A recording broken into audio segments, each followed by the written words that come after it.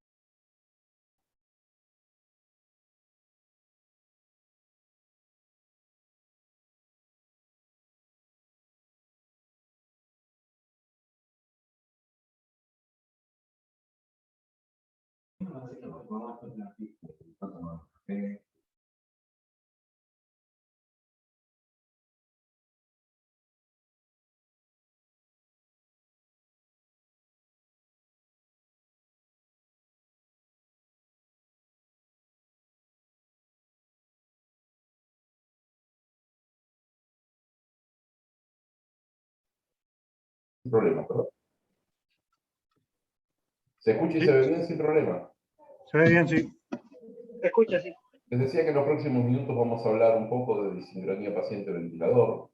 Esencialmente vamos a tratar de analizar la disincronía desde el punto de vista mecánico, tratar de entender por qué ocurre la disincronía y de esta manera tratar de aproximar a cómo reconocerla en los trazados de la pantalla. En esta primera parte vamos a hacer una aproximación teórica. En la segunda parte les pedí que bajaran la aplicación Socrative para estudiantes. Con esa vamos a hacer una suerte de trabajo práctico a la distancia, como lo permiten los tiempos, como decía recién Pedro. Así que bueno, arrancamos con esto y de nuevo agradecido por la invitación que realmente me pone muy contento. Cuando estos son conflictos de interés, antes de arrancar, eh, esencialmente soy miembro del grupo asesor en ventilación asistida proporcional de, bueno, lo que ahora es Medtronic. Esto es una placa vieja, evidentemente.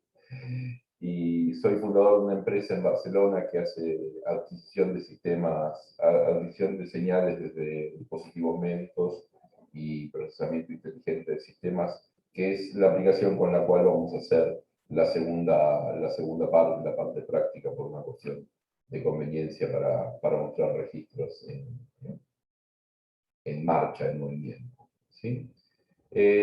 A mí me gusta empezar todas mis clases de sincronía con el primer párrafo del primer capítulo de este libro maravilloso que editaron Marín y Slasky, que si tienen posibilidades de tenerlo, se los recomiendo enormemente. Es un libro espectacular. Y este primer capítulo, escrito por Maggie Jones y Dimitri Georgopoulos, en su primer párrafo pone, para mi gusto, todo lo que hay que saber para entender de qué se trata la disincronía paciente-ventilador desde el punto de vista conceptual. Dice que durante la ventilación mecánica, el tórax está bajo la influencia de dos bombas. Una de estas bombas son los músculos respiratorios del paciente que están bajo el control de centros nerviosos superiores alojados dentro del mismo paciente. Y que la otra bomba es el respirador, que también está bajo el control de centros nerviosos superiores, pero que en este caso están alojados en el operador. Desde el punto de vista de la disincronía paciente-ventilador, cuando estos dos centros no se ponen de acuerdo, hay dos respuestas correctas para mi gusto a la pregunta de si hay que adaptar al respirador al paciente o el paciente al respirador. Y me parece que tiene que ver con los diferentes tiempos de la enfermedad. En esta primera fase de la enfermedad, en donde los pacientes tienen sus pulmones profundamente inflamados, en donde hay estrategias ventilatorias que han demostrado reducir la mortalidad de los pacientes, no hay ninguna discusión al respecto y la disincronía se resuelve adaptando el paciente al respirador y no el respirador al paciente. Para esto suprimimos uno de los centros nerviosos superiores, utilizando sedantes, analgésicos o lo que haga falta, y por si quedara algún tipo de duda en algún momento, eventualmente también tendremos que usar relajantes musculares. Acá el objetivo primordial es disminuir la injuria pulmonar inducida por la ventilación mecánica, y toda esta parafernalia de cosas que estoy mencionando se justifican a partir de este objetivo primordial. Ahora bien, hay una segunda fase de la ventilación mecánica de estos pacientes graves, y en esta segunda fase, el objetivo, cuando el paciente está ya de salida, el objetivo es liberarlo del respirador lo más rápidamente posible. Acá hay que tratar de hacer ventanas de sedación, hay que suspender los relajantes, hay que tratar de mantener los niveles de sedantes sobre todo y de analgésicos en parte en su mínima expresión, haciendo que el paciente esté confortable, pero tratando de que el paciente esté despierto, para poder garantizar que el paciente esté en condiciones de afrontar la desvinculación de la ventilación mecánica en las mejores condiciones posibles. Así, lo que hay que hacer ahora es coordinar estos dos centros. Coordinar los centros nerviosos superiores que están en el paciente con los que están en el operador del respirador. Esencialmente lo que hay que hacer es de alguna manera producir esta interacción. Como el paciente no estudia, tengo una mala noticia para darles, esto es trabajo nuestro, ¿sí? Y vamos a tener que entender nosotros qué es lo que quiere hacer el paciente para tratar de matchar las necesidades y las apetencias del paciente con nuestro setup ventilatorio. ¿Cuáles fueron las estrategias que tuvimos a lo largo del tiempo? A lo largo del tiempo, nuestra estrategia esencialmente fue darle más libertad al paciente. Esto es, hacer que muchas menos cosas dependan del operador. Así, en mediados de los 80 aparece la presión de soporte. Y si uno tuviera que ordenar los tres grandes modos ventilatorios, los que llamamos modos clásicos de ventilación mecánica, que son volumen control y presión de soporte en una tabla, en donde de un lado tengamos modos que tienen mayor control por parte del operador y por el otro lado tengamos modos que tienen mayor libertad para el paciente, claramente el orden debería ser este. En volumen control, lo único que el paciente puede modificar es la frecuencia respiratoria. En presión control, a diferencia de volumen control, además el paciente puede modificar el volumen corriente y el flujo con su esfuerzo inspiratorio.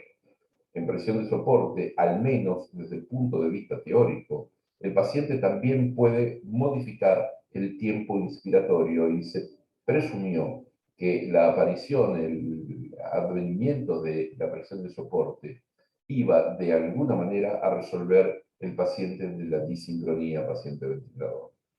Sin embargo, miremos los resultados clínicos, ¿sí? Cuando miramos qué pasa en los estudios que han tratado de ver la epidemiología de la disincronía paciente-ventilador, nos encontramos con que cualquiera de los mecanismos de disincronía que estemos estudiando son extremadamente frecuentes. Aún en una serie corta, en donde los pacientes fueron mirados durante muy poco tiempo, el 43% de los pacientes tuvo severa disincronía. Y severa disincronía está definido como más del 10% de las respiraciones del paciente con algún mecanismo de disincronía.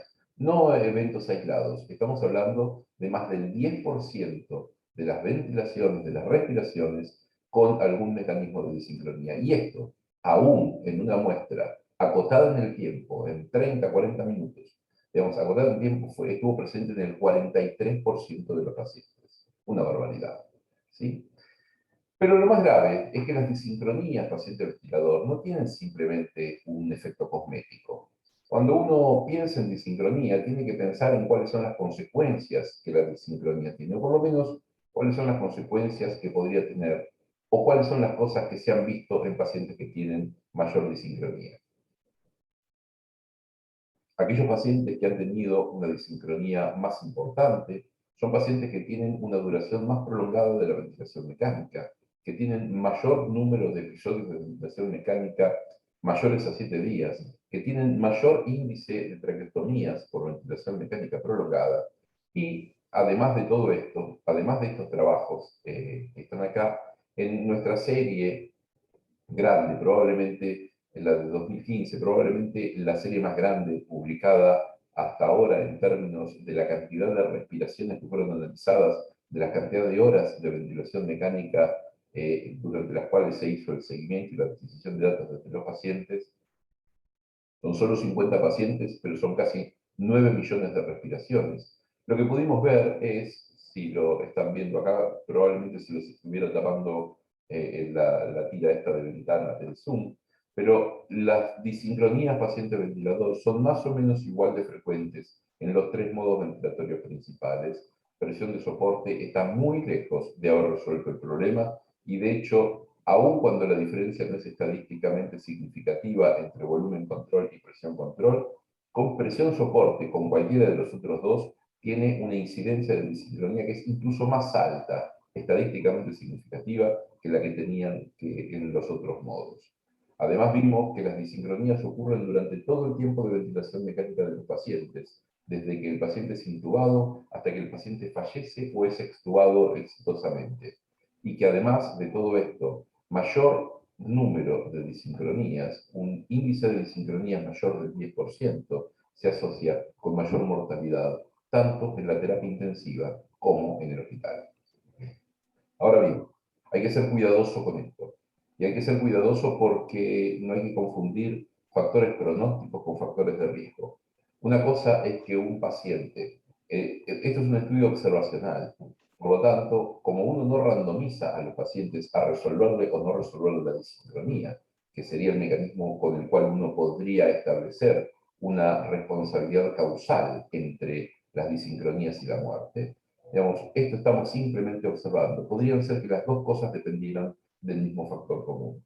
Si yo les dijera, por ejemplo, que los pacientes más graves son los pacientes que se mueren más y son también los pacientes que tienen más disincronía, esto sería lo mismo. Plantear esto como una relación causal sería igual de tonto que decir que los pacientes se mueren más si están en ventilación mecánica.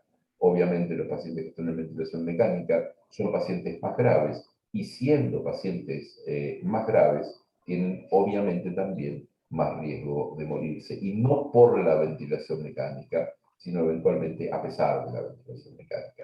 Esto mismo podría pasar con las disincronías, y esto mismo podría pasar con el primero de esos datos que les mostré, que decía que las disincronías en presión de soporte eran mayores que en volumen control o en presión control.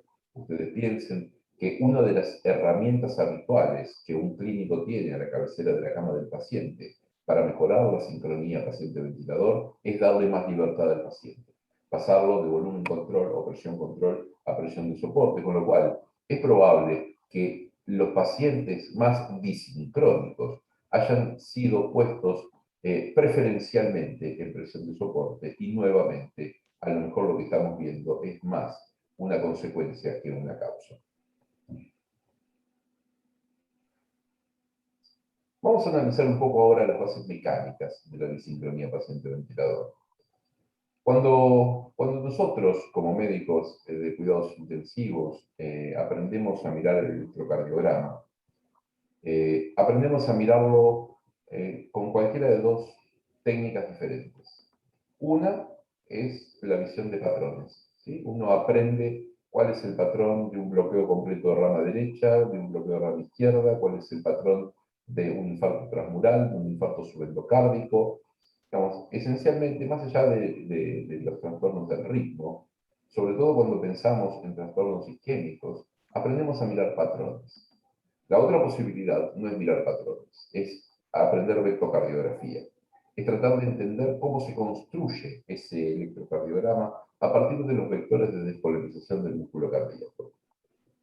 Lo primero es lo más fácil y es lo que tiene patas más cortas, tanto en su capacidad diagnóstica, porque no todos los pacientes ajustan a un determinado patrón, o a veces cuando hay dos fenómenos superpuestos es muy difícil mirar el electro desde el punto de vista de los patrones, pero también, además de que tiene menos capacidad diagnóstica, también tiene patas cortas en el sentido de que se olvida más fácilmente si uno no lo está haciendo todos los días.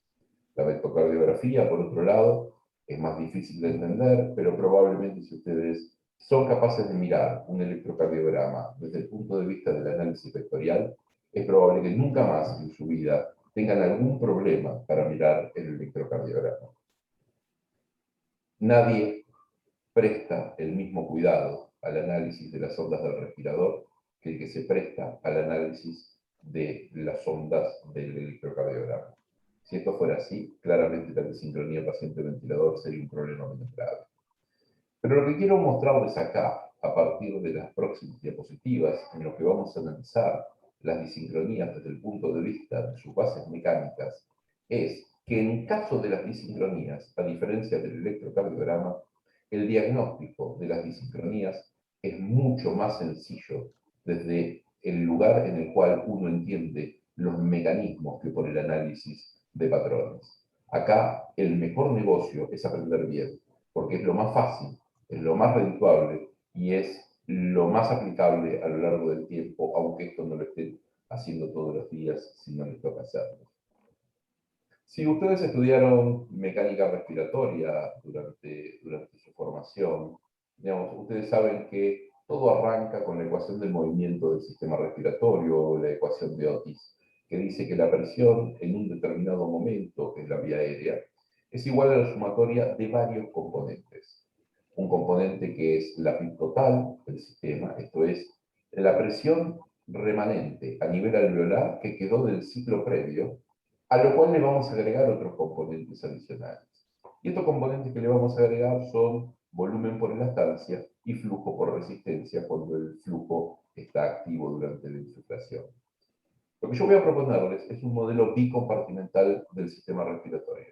En realidad, obviamente no estoy hablando de que esto es otra fisiología, esto es otro modelo matemático, igual que la ecuación de Otis, tratando de entender la fisiología.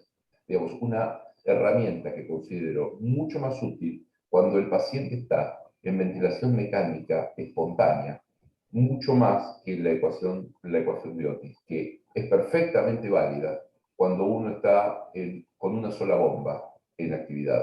Cuando uno tiene las dos bombas en actividad, el modelo bicompartimental, voy a tratar de mostrarles que es mucho más fácil de aplicar al análisis de lo que está pasando. ¿Qué hace el modelo bicompartimental? El modelo bicompartimental define dos compartimentos para empezar. Un compartimento central, que es la vía aérea, y un compartimento periférico, que es la masa alveolar. La, la denominación de central y periférico tiene que ver con la topología del sistema, porque los dos compartimentos están puestos en serie.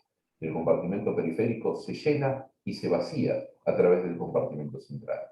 Lo que vamos a hacer en esta aproximación del modelo bicompartimental es transformar a todos los volúmenes por encima de la capacidad residual funcional en uno solo, y decir que la presión en el compartimento periférico es igual al volumen alojado en el compartimento periférico, multiplicado por la elastancia del compartimento periférico, y que la presión en el compartimento central es igual al volumen alojado en el compartimento central, multiplicado por la elastancia del compartimento central. Sin ninguna pretensión de hacer un cálculo analítico de cuáles son las presiones, el objetivo de esta transformación de la ecuación de mecánica tradicional a este modelo bicompartimental es entender que toda vez que cambia la presión en la vía aérea es porque cambia el volumen de gas alojado en la vía aérea. Y que cuando estamos midiendo con el manómetro del respirador la presión en la vía aérea, esencialmente lo que estamos haciendo es medir la cantidad de gas alojado en la vía aérea. No vamos a saber cuánto es esto, pero sí lo que vamos a saber, y es lo que nos interesa, es qué pasa con ese mismo volumen o con esa misma presión en función del tiempo. Como nota previa, digamos, si yo les mostrara estos dos recipientes, ustedes dirían seguramente que estos dos recipientes tienen diferente volumen. ¿Saben? Ahora, si yo les mostrara la película completa, en donde ahora ven que el recipiente tiene un fondo distensible y que hay alguna fuerza que está traccionándolo, ustedes ahora entienden que el volumen era el mismo, simplemente estábamos viendo otra cosa diferente. En términos de la presión en la vía aérea, en términos del volumen alojado en la vía aérea, cuando hay dos bombas funcionando, piensen entonces que durante la inspiración el paciente está sacando gas de la vía aérea y llevándolo al espacio alveolar, y que el ventilador está poniendo gas de la atmósfera adentro de la vía aérea. La presión en el compartimento central, la presión en la vía aérea, va a depender de la relación que hay entre estos dos flujos.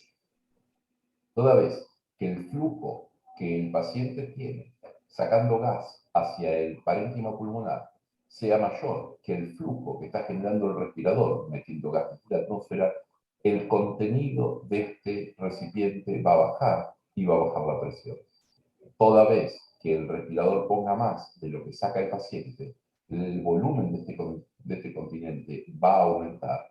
El volumen de contenido de este compartimento va a aumentar y va a aumentar la presión. Así es muy fácil entender el primer mecanismo de disincronía que vamos a analizar, que es la disincronía de flujo. La primera gran categoría de disincronía paciente-ventilador, que es la disincronía de flujo. Esta gráfica esquematiza los registros de flujo arriba, presión en la vía aérea en el medio y presión esofágica, que como ustedes saben es un sucedáneo de la presión pleural, en la parte inferior. A la izquierda, el paciente está en ventilación mecánica controlada.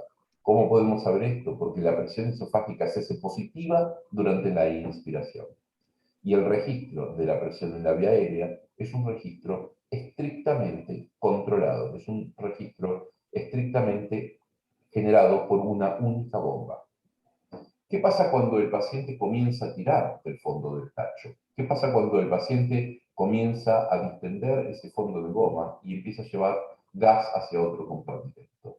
Esto tiene una impronta en el trazado de presión en la vía aérea. Este esfuerzo inspiratorio del paciente, que se ve como una presión, una deflexión negativa en la curva de presión esofágica, modifica la curva de presión en la vía aérea de esta forma.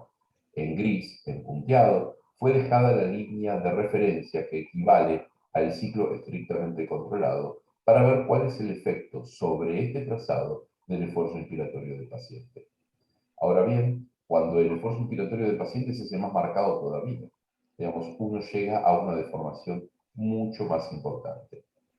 Si pensamos en términos de trabajo respiratorio, uno podría hacer una buena correlación entre la carga que el respirador está venciendo en situación controlada para vencer tanto las fuerzas elásticas como resistivas que se oponen a la insuflación. Y el área bajo la curva de presión podría analogarse perfectamente al trabajo mecánico requerido para la inspiración. A medida que el paciente va haciendo un esfuerzo inspiratorio, si ustedes ven, el área bajo la curva de presión se va reduciendo porque el paciente va asumiendo una proporción cada vez mayor del trabajo respiratorio. ¿Está bien? El área en gris medio, esta, sigue representando el trabajo realizado por el ventilador. El área en gris claro representa el trabajo respiratorio que ahora está haciendo el paciente. Sin embargo, si el paciente tiene una determinada elastancia, una determinada resistencia, el flujo está fijo y el volumen está fijo, uno esperaría que la suma del trabajo realizado por el ventilador más el trabajo realizado por el paciente sea equivalente a lo que en condiciones controladas generaba estrictamente el respirador. Esto no es así. Y esto no es así porque, si ustedes se fijan, aparece un área grisada más oscura. Y esta área grisada más oscura, que es trabajo que está haciendo el paciente, es trabajo que está generando el respirador. Si ustedes en este momento quisieran generar presión negativa en la boca, no podrían hacerlo. ¿Está bien? Por lo menos con la boca abierta. Digamos, al intentar inspirar, digamos, y generar la presión negativa, entraría aire de la atmósfera y haría que la presión no se modifique. Se modificaría el volumen, pero no se modificaría la presión. El sistema está abierto. Ahora, si el paciente puede generar presión negativa, es porque la vía aérea está ocluida. El respirador, en este caso, se está comportando como una almohada puesta arriba de la cara del paciente y promoviendo su asfixia. ¿Está bien? Digamos, acá el respirador está claramente incomodando al paciente. Y esta área, si el paciente estuviera en tubo en T, no podría haber aparecido absolutamente nunca. Esto es la disincronía de flujo. La disincronía de flujo es como el hermano pobre de las disincronías. Nadie le ha hecho mucho caso, porque de hecho, desde el punto de vista etimológico, disincronía tiene que ver con que no coinciden tiempos. Y acá estamos hablando de flujo. Es una categoría que hasta desde el nombre ha quedado relegada. Y hasta desde el nombre ha sido de alguna manera denostada. Sin embargo, creo que en los próximos 4 o 5 años vamos a ver que este mecanismo de disincronía es probablemente, conjuntamente con el doble disparo, que vamos a ver más adelante, es conjuntamente con el doble disparo los dos mecanismos de disincronía más peligrosos cuales podamos exponer a los pacientes. ¿Alguna pregunta hasta acá?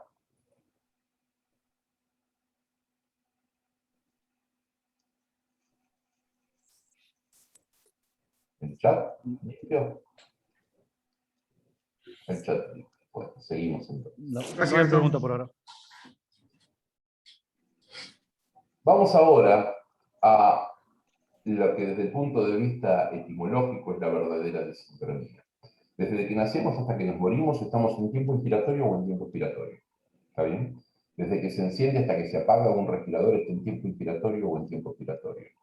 Hablamos de disincronía de fase, o de la verdadera disincronía, si se quiere, cuando no coinciden los comienzos o los finales de los tiempos inspiratorios del paciente y de la máquina. Si no coinciden los comienzos de los tiempos inspiratorios, hablamos de disincronía inicial. Si no coinciden los finales de los tiempos inspiratorios, hablamos de disincronía terminal. Así se configuran 4 escenarios posibles. ¿Sí? El paciente puede terminar antes o terminar después que la máquina. El paciente puede comenzar antes o comenzar después que la máquina. Estos son los 4 escenarios que explican la disincronía paciente-ventilador. Si uno tuviera que hacer una taxonomía de la disincronía paciente-ventilador, diría disincronía de flujo por un lado, disincronía de fase por el otro, y la disincronía de fase son estas 4 categorías. Digamos, y esto es la totalidad de lo que conocemos hoy como disincronía paciente-ventilador. ¿Qué pasa cuando el paciente termina antes? ¿Sí?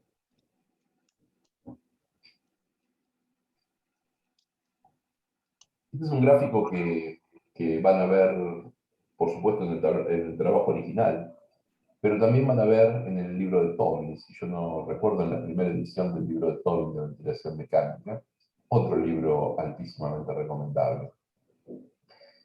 Lo que se ve acá en un paciente de presión de soporte es que a mitad, fíjense la línea vertical, ¿sí? Que a mitad del tiempo inspiratorio de la máquina, a mitad de esa curva de flujo en presión de soporte, el paciente activa sus músculos expiratorios.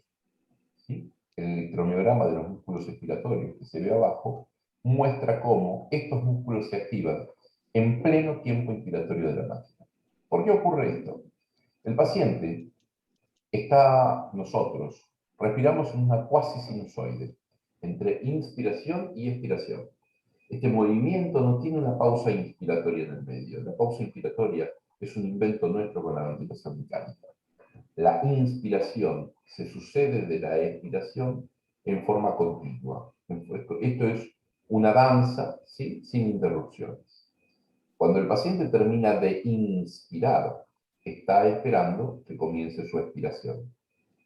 En condiciones normales, la expiración es pasiva. Esto es, el paciente simplemente relaja los músculos inspiratorios y las fuerzas de retroceso elástico que aumentan la presión alveolar generan un gradiente de presión que promueve la salida de gas desde el alveolo hacia la vía aérea cuya presión es más baja. Ahora, ¿qué pasa si el paciente se encuentra, cuando relaja sus músculos inspiratorios, con una vía aérea presurizada, con un compartimento central que tiene una presión que está más alta o que no ha bajado por lo menos, o que no es más baja que la presión alveolar? La única manera que el paciente tiene de generar una expiración en ese escenario es soplar, es hacer fuerza con sus músculos expiratorios para aumentar la presión en el compartimento periférico y que de esta forma este gradiente de presión que se establece con el compartimento central permita la exhalación del gas almacenado. En un trazado de presión, uno no es de un modo controlado por presión, como presión de soporte, uno no esperaría encontrar este pico teleinspiratorio de las presiones en la vía aérea, porque justamente uno está controlando la presión. ¿Por qué ocurre esto? Esto ocurre esencialmente porque el paciente y el respirador, ambos están poniendo gas en el compartimento central y el respirador pierde el control de esta situación, salvo que tenga un tiempo de respuesta extremadamente rápido. De hecho, muchas veces cuando uno está mirando, cuando uno está generando registros en función de soporte, uno encuentra que en la gran mayoría de los casos es mentira que el respirador corta la inspiración cuando el paciente llega a un determinado flujo con respecto al pico de flujo de ese ciclo. Digamos, esto, que es lo que debería ocurrir en condiciones normales, muchas veces no ocurre, y no ocurre por la simple y sencilla razón de que cuando el paciente comienza a exhalar activamente, sobre todo en los pacientes obstructivos, comienza a exhalar activamente, activa un segundo mecanismo de cycling off que tiene que ver con la capa de alarmas, en donde dice, mira, si las presiones suben X cantidad por encima del nivel de presión de soporte que hemos regulado, termina la inspiración. Pero uno puede ver muy fácilmente cómo, si está midiendo los flujos, uno puede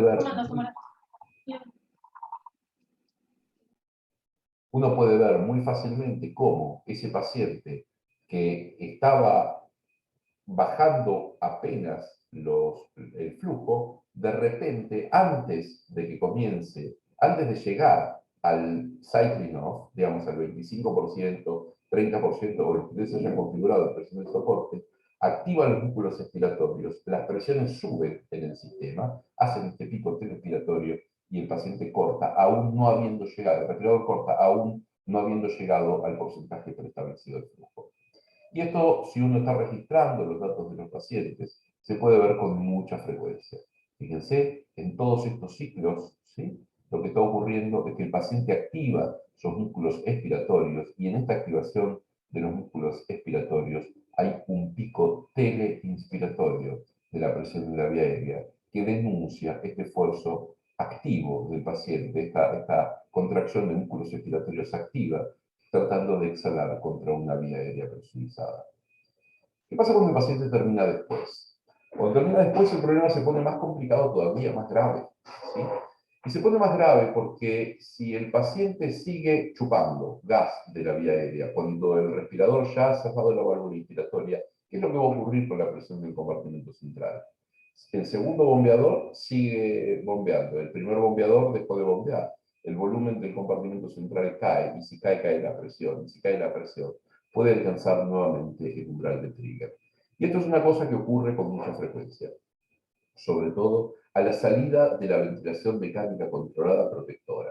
Digamos, ustedes tienen ventilado a un paciente con 6 mililitros kilo con respecto a su peso teórico, están muy contentos con que están teniendo una ventilación protectora, pero el paciente está un poco mejor y ustedes comienzan a disminuir los niveles de sedación, al paciente ya el día previo a lo mejor, le sacamos los relajantes musculares que los tenía, digamos, estamos con un patrón que es más de opiáceos que de sedantes, como marca la buena praxis, si ustedes quieren, y lo que ocurre es que el paciente no quiere 6 mililitros kilo, el paciente quiere 8, ¿está bien?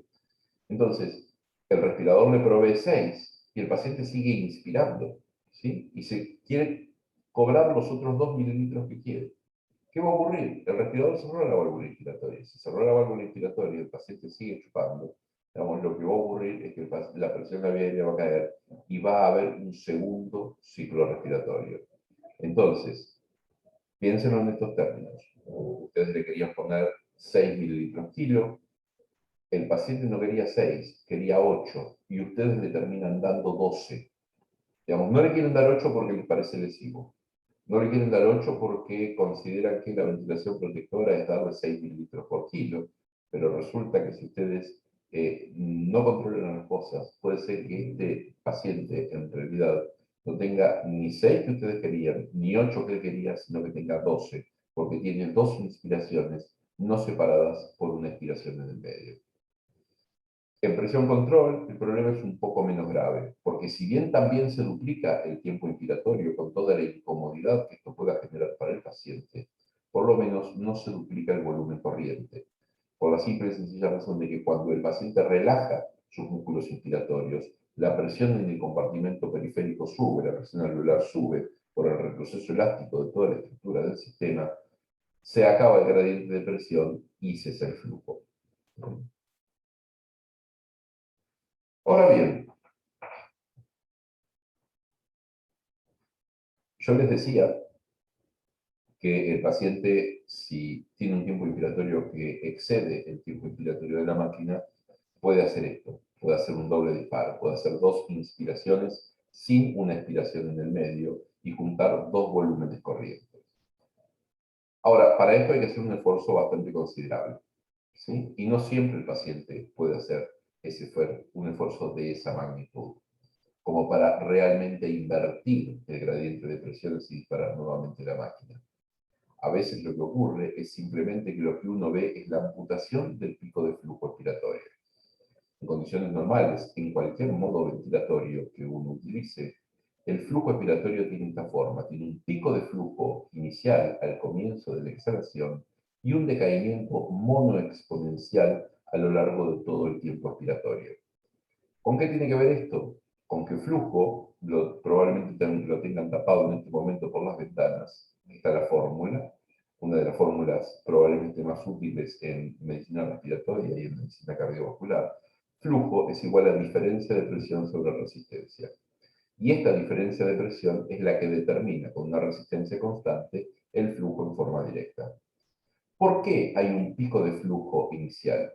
Porque este pico de flujo responde a un gradiente de presión que es máximo al comienzo de la exhalación, cuando la totalidad del volumen corriente está adentro del sistema respiratorio.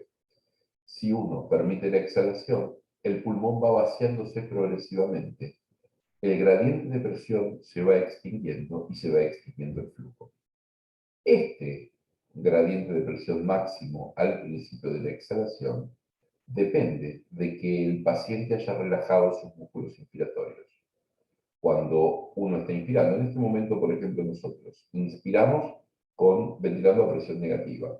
Durante toda la inspiración, la presión es negativa en el alvéolo. ¿Está bien? Estamos hablando de un paciente que ventila espontáneamente. Digamos, después hagan la analogía y la corrección para un paciente en ventilación mecánica. Pero cuando nosotros hacemos la inspiración en este momento, durante todo nuestro tiempo inspiratorio, entra gas a los alveolos porque nuestros músculos han hecho que la presión alveolar baje por debajo de los niveles de presión de la vía aérea. El gradiente de presión empuja gas desde el compartimento periférico hacia el compartimento, desde el compartimento central hacia el compartimento periférico. Cuando el paciente relaja sus músculos inspiratorios, el retroceso elástico del sistema respiratorio en su conjunto, tanto del pulmón como de la caja torácica, llevan a un aumento de la presión alveolar. En ventilación mecánica controlada, en volumen control, esta sería la presión de meseta, si ustedes quieren, que es la presión de retroceso elástico de todo el sistema cuando no hay flujo adentro del sistema. Digamos, y esa presión es máxima al comienzo de la exhalación. Ahora, si el comienzo de la exhalación del paciente y de la máquina no coinciden, esto no ocurre. Si los músculos inspiratorios del paciente al comienzo del tiempo expiratorio de la máquina siguen activos, se previene este incremento significativo de la presión alveolar generado por el proceso elástico. Y por lo tanto, si no está el pico del gradiente de presión, no está tampoco el pico de flujo expiratorio. Así aparece lo que se ve con la flecha negra, que es una amputación del pico de flujo expiratorio. Esta amputación del pico de flujo expiratorio difiere de esto y de esto, no en términos cualitativos, sino en términos cuantitativos. Es el mismo fenómeno en diferente magnitud o en diferente grado. Por lo tanto, si bien esto, desde el punto de vista de la injuria pulmonar inducida por la ventilación mecánica, probablemente no sea demasiado importante, sí lo es que el paciente que hace esto en un determinado momento, alguna respiración antes o alguna respiración posterior va a ser doble disparo, que sí es un mecanismo potencialmente extremadamente lesivo de la ventilación mecánica con respecto a los pulmones del paciente. ¿Está bien? Así que si bien esto no es intrínsecamente dañino para el paciente, probablemente es la antesala de esto y de esto. Y si está ocurriendo esto, sabemos que más tarde o más temprano hay un riesgo importante de que ocurra el doble disparo, y si hay doble disparo, probablemente haya vida. Este es un paciente que tenía una curva de electromiograma diafragmático, un catéter de medición del electromiograma diafragmático puesto. Esto es un respirador Maquet que hace NAVA y usa este catéter para disparar el respirador, pero el paciente no está en NAVA, está en volumen control. Y lo que pueden ver es cómo en el esfuerzo inspiratorio del paciente persiste bastante más allá del final del tiempo inspiratorio de la máquina, representado por este pico en la presión en la vía aérea o esta finalización del flujo inspiratorio en la curva de flujo. Y lo que pueden ver es que esta caída posterior, en donde todavía hay actividad de los músculos inspiratorios del paciente, es la que impide el pico de flujo expiratorio en este lugar. Si ustedes llevan este punto en donde la curva de flujo expiratorio vuelve a donde esperábamos que estuviera, lo trasladan acá, es donde se acabó el esfuerzo inspiratorio del paciente. La amputación del pico de flujo expiratorio tiene que ver entonces con la persistencia de la activación de los músculos inspiratorios del paciente. ¿Por qué el paciente puede comenzar antes su ventilación? Puede comenzar antes su esfuerzo inspiratorio de lo que comienza la máquina. Esencialmente siempre comienza antes. Me refiero a que comience mucho antes. Esto es una cosa que ustedes van a ver con mucha frecuencia en los pacientes obstructivos. Ustedes, uruguayos, igual que nosotros, tienen bastantes más pacientes EPOC por algún motivo que los que tienen otros lugares de Latinoamérica y estamos acostumbrados a ventilar pacientes enfisematosos. E incluso en un paciente no enfisematoso, no en ventilación mecánica no en ventilación mecánica, si ustedes quieren ver este fenómeno, ustedes pueden poner una tira delgada de papel muy finita delante de las narinas o delante de la boca del paciente y ver cómo el esfuerzo inspiratorio visto en el movimiento del tórax comienza mucho antes del flujo, que uno lo puede evidenciar fácilmente porque el papel se retrae. hacia el paciente. Digamos, esto tiene que ver con cómo son los mecanismos por los cuales el paciente inicia la inspiración. Pensemos en términos de ventilación mecánica. ¿Cómo hace el respirador para disparar un nuevo ciclo inspiratorio? ¿O cómo hace el paciente para que el respirador dispare un nuevo ciclo respiratorio? Esencialmente, lo que el respirador está midiendo es la presión en la vía aérea. ¿Está bien? Esta presión en la vía aérea, que el respirador, después podemos discutir si quieren el trigger de flujo, que es exactamente lo mismo, pero cuando se hace trigger por presión, el respirador mide la presión en la vía aérea. El paciente no tiene forma directa alguna de modificar la presión en la vía aérea. Lo que puede hacer el paciente es modificar la presión no en el compartimento central, sino en el compartimento periférico. ¿Cómo hace? Digamos, sus músculos respiratorios aumentan la capacitancia del sistema respiratorio, aumentan el tamaño del continente.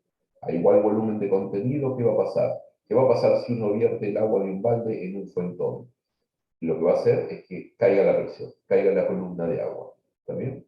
Esta caída de la columna de agua genera un gradiente de presión entre el compartimento central y el compartimento periférico, y una parte del gas alojado en el compartimento central pasa a favor de ese gradiente de presión hacia el compartimento periférico. Entonces, ahora, con igual volumen del continente en el compartimento central, pero con menor nivel de contenido, las presiones caen, y esta es la señal que utiliza el respirador para iniciar una nueva inspiración. Ahora, ¿qué pasa si cuando el paciente quiere comenzar su inspiración, la presión en el compartimento periférico es mayor que la presión en el compartimento central? ¿Qué es lo que ocurre en este escenario?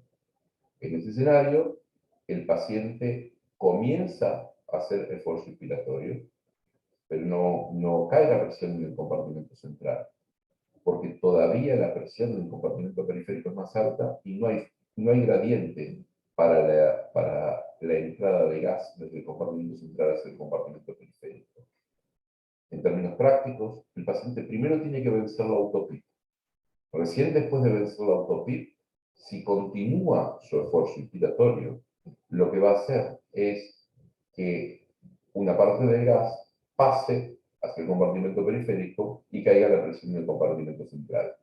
Cuando esto caiga por debajo del umbral del disparo que ustedes han seteado, el respirador se va a activar con un nuevo tiempo inspiratorio. ¿Está bien? Ahora, ¿qué pasa?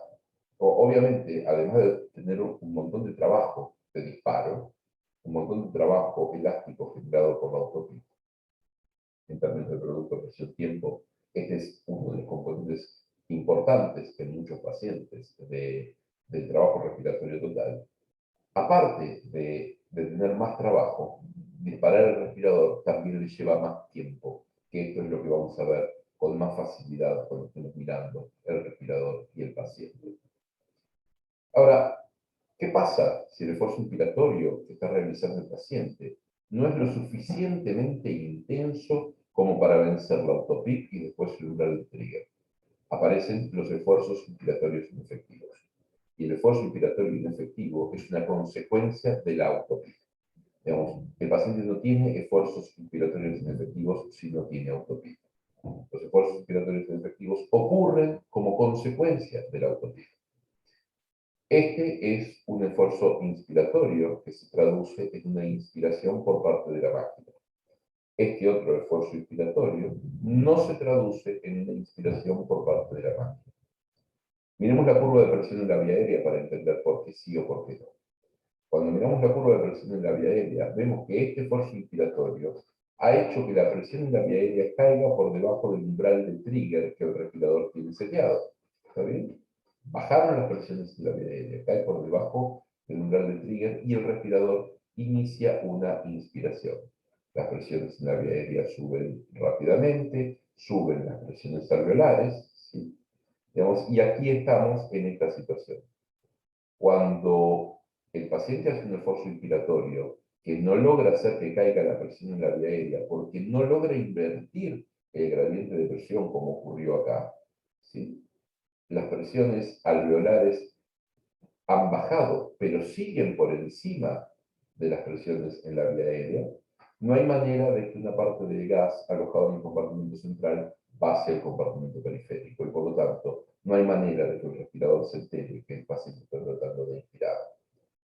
Si el esfuerzo inspiratorio del paciente cesa porque el paciente se rinde, aparece un esfuerzo inspiratorio inefectivo. Al esfuerzo inspiratorio inefectivo no lo vamos a ver en la curva de presión, pero sí lo vamos a ver en la curva de flujo. Y lo vamos a ver en la curva de flujo porque aunque el paciente no haya logrado invertir el gradiente de presión, ha logrado reducir el gradiente de presión que hay entre el alvéolo y la vía aérea, y por lo tanto se reduce el flujo, porque flujo es igual, como decíamos hoy, a diferencia de presión sobre resistencia. Cuando uno ve aparecer una indentación de este tipo en la curva de flujo expiratorio, esto denuncia un esfuerzo inspiratorio inefectivo del paciente. El paciente no ha logrado disparar al respirador, pero su esfuerzo realizado cuando el pulmón todavía está muy lejos de haberse vaciado. Fíjense el flujo que hay en este momento, en el momento en donde empieza el esfuerzo inspiratorio del paciente. Digamos, si esto ocurre, estas indentaciones en la curva de flujo expiratorio, ¿sí?, denuncian esfuerzos inspiratorios inefectivos por parte del paciente. Y cualquier cosa que reduzca los niveles de autopic reduce los esfuerzos inspiratorios inefectivos. Sea reducir la presión de soporte cuando la presión de soporte es excesiva, o reducir o incrementar el cycling off, esto es el porcentaje del flujo máximo en el cual la presión de soporte corta el tiempo inspiratorio. Cualquiera de las estrategias que uno utiliza normalmente para reducir los niveles de autopic son estrategias que reducen los esfuerzos inspiratorios inefectivos. Cuando uno comienza a aumentar los niveles de presión de soporte, ¿qué es lo que esperamos que ocurra con el patrón ventilatorio? Esencialmente, si yo le preguntara a 99 de cada 100 terapistas, si le preguntara a 100 terapistas, 99 probablemente me dijeran que cuando uno aumenta la presión de soporte, el paciente aumenta el volumen corriente y baja la frecuencia respiratoria y va a un patrón más lento y profundo, y que cuando uno reduce la presión de soporte, el paciente aumenta la frecuencia respiratoria, baja el volumen y va a un patrón más rápido y superficial. Esto es cierto en la mayor parte de los casos, no vamos a discutirlo en estos momentos, pero lo que sí tengan cuidado con que la frecuencia respiratoria del paciente no puede no tener mucho que ver con la frecuencia respiratoria que está marcando el display del respirador. Fíjense, este trabajo es un trabajo muy interesante en donde a los pacientes se les fue subiendo la presión de soporte, 100, no es 100 centímetros de agua de presión de soporte, sino 100% de la presión de soporte del protocolo, que no me acuerdo si eran 30 o 35 centímetros de agua. Y fíjense lo que ocurre con la frecuencia respiratoria. La frecuencia respiratoria comienza a bajar progresivamente, pero baja mucho más la frecuencia respiratoria que uno está viendo en el ventilador que la frecuencia respiratoria real del paciente, porque lo que se va incrementando paralelamente a la hiperinsuflación dinámica son los esfuerzos inspiratorios inefectivos. Así que guarda, cuando ustedes tienen a un paciente con un determinado nivel de presión de soporte y le bajan la presión de soporte y la frecuencia respiratoria aumenta, piensen que esto puede ser, por un lado, un síndrome, un síntoma o un signo de aumento del estrés ventilatorio para el paciente, que es como lo interpretará el 90% de la gente puesta a la cabecera de la cama del respirador. Diría, le bajé la presión de soporte y aumentó la frecuencia respiratoria y le vuelven a subir la presión de soporte, pensando que esto está generando disconfort al paciente, al cual probablemente nadie le haya preguntado si tiene disconfort. Pero esto puede ser también porque estén desapareciendo los esfuerzos respiratorios inefectivos y ahora menos hiperinsuflado, el paciente logre disparar el respirador en un porcentaje mayor de las veces en que intenta hacerlo. Así que cuidado con esto, porque uno tiene que estar mirando esencialmente qué es lo que ocurre, y uno tiene que estar mirando y apoyándole la mano en la panza al paciente para saber qué es lo que está tratando de hacer el paciente y ver si en realidad la interpretación de lo que está ocurriendo con el patrón ventilatorio es realmente la que estamos haciendo o deberíamos hacer una interpretación diferente en función de este fenómeno que les cuento. Finalmente, el paciente puede comenzar después de la máquina. Eh, este es esto es algo que lo que les voy a contar ahora, es algo que se describió en los laboratorios de fisiología a mediados de los años 80. De hecho, si yo no recuerdo mal, el primer trabajo es del año 1986, en donde se describe el trigger reverso. Esto es, la insuflación pasiva del tórax de un paciente activa receptores de estiramiento de ese paciente. Y esta activación de los receptores de estiramiento produce la descarga del centro respiratorio. No es el paciente el que dispara el respirador, sino el respirador el que dispara al paciente. Esto nosotros no lo habíamos visto nunca, la verdad, seamos sinceros, por lo menos yo, tengo que sincerarme, lo había visto pero no lo había mirado, digamos, y lo había visto seguro, sin saberlo porque nunca lo noté y ahora lo veo todos los días, entonces evidentemente el fenómeno estaba y yo simplemente no lo entendía. Pero desde la publicación hace unos años ya de este trabajo, en el año 2013, esto ya tiene casi 10 años, estoy sorprendido. Cada vez que veo algunas fotos, algunas citas que vengo usando desde hace un montón de tiempo, me doy cuenta de por qué no veo la letra chica de cerca y tengo que usar anteojos. Este fenómeno fue descrito en el ámbito clínico, en la escena clínica, en el año 2013 por el grupo de Breuard. Y lo que informaron es una cuestión que fue bastante azarosa, se lo encontraron sin quererlo, pero lo entendieron, que es lo importante.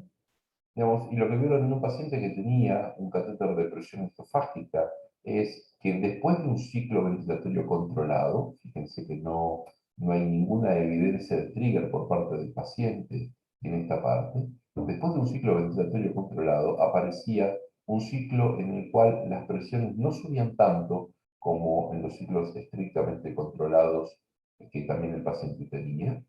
La meseta inspiratoria se amputaba, ¿sí? Y la curva de presión esofágica claramente mostraba un esfuerzo inspiratorio del paciente que ocurría posteriormente a la ventilación controlada, al inicio de la ventilación controlada, y que la distancia que había entre el comienzo de la ventilación mecánica controlada y la activación por parte del paciente era relativamente constante. Ahí describen el fenómeno del trigger reverso. Y fíjense que hay una cosa muy interesante. Si acá estuviéramos viendo la curva de flujo, veríamos que esto técnicamente es un doble disparo. Cuando el paciente comienza después que la máquina, hay altas chances de que el paciente termine después que la máquina su inspiración y pueda generar un segundo mecanismo de desincronía, que es el doble disparo de la ventilación mecánica. Así que, en definitiva, digamos, atendiendo a este mapa conceptual y tratando de entender las cosas, eh, confiamos durante muchos años en que estos dos centros respiratorios se pudieran poner en consonancia, y la verdad es que esto no ha ocurrido, ¿sí? Hoy seguimos teniendo problemas graves. ¿Cuáles son las opciones? Bueno, la opción que ha propuesto la industria es que las dos bombas estén controladas por los mismos centros nerviosos superiores. Y ahí aparecen los dos modos proporcionales, probablemente de todos los modos que han aparecido después de presión y soporte, los únicos que vale la pena considerar, que son ventilación asistida proporcional y NAVA. Estos dos modos proporcionales tienen una característica bastante particular. Si esta había sido la estrategia en los 80 de darle más libertad al paciente, la estrategia fue mejorada técnicamente. No cambió, pero fue mejorada y la transformamos en esta otra estrategia. Darle mucha más libertad al paciente y permitirle que además de controlar la frecuencia respiratoria, el volumen corriente, el flujo y el tiempo inspiratorio, y de hecho ahora controlarlo bien, no como en presión de soporte, el paciente regula también el nivel de soporte. Si el paciente tiene más sed de aire, si el paciente reclama más aire, el respirador le da más asistencia. Si el paciente reclama menos aire, el respirador reduce los niveles de asistencia que le está dando el paciente. Y así uno podría decir que los tres modos, digamos, para ponerlo en términos de estereotipos, volumen control, presión control y NAVA, pueden ser configurados para que le den el mismo nivel de asistencia a los pacientes. Si ustedes se acuerdan, hoy empezamos diciendo que la cantidad de trabajo mecánico aplicado podía correlacionarse muy bien con el área bajo la curva de presión en la vía aérea.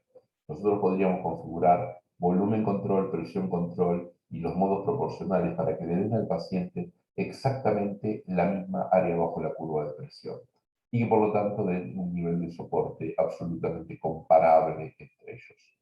Más allá de las cuestiones de disincronía, que son un problema serio y que NAVA y ventilación asistida proporcional resuelven mucho mejor que los modos tradicionales, lo otro que la otra diferencia que hay la otra diferencia que hay entre los modos proporcionales y los modos convencionales es qué pasa cuando el esfuerzo inspiratorio del paciente, cuando la demanda ventilatoria del paciente se modifica. Fíjense lo que ocurre. Si se modifica la demanda ventilatoria en presión control les da esencialmente al paciente el mismo nivel de soporte. Va a ser el volumen corriente mayor, pero todo a expensas del incremento del trabajo respiratorio que ha hecho el paciente. ¿Qué pasa en volumen control? En volumen control ocurre una situación bastante catastrófica. Digamos, el aumento del trabajo respiratorio por parte del paciente lo que hace es no solamente aumentar su trabajo respiratorio, sino también reducir el aporte que el respirador le da. El área bajo la curva de presión, acá, como veíamos cuando hablábamos de disincronía de flujo, se reduce. ¿Qué es lo que hacen los modos proporcionales, tanto NAVA como ventilación asistida proporcional? Incrementar el nivel de asistencia. Si el paciente tiene más sed de aire, estos modos ventilatorios le dan un mayor nivel de soporte, presurizan la vía aérea hasta un punto más alto para darle mejor asistencia a los pacientes en esta fase de ventilación espontánea. Si uno tuviera que decir, los modos proporcionales son todo lo que ventilación de presión de soporte quiso ser y nunca pudo. Digamos, estos modos hacen realmente bien lo que ventilación de presión de soporte quiso hacer con respecto al tiempo inspiratorio y agregan la posibilidad de que el paciente sea en sí mismo quien regule el nivel de soporte que está obteniendo por parte de la máquina.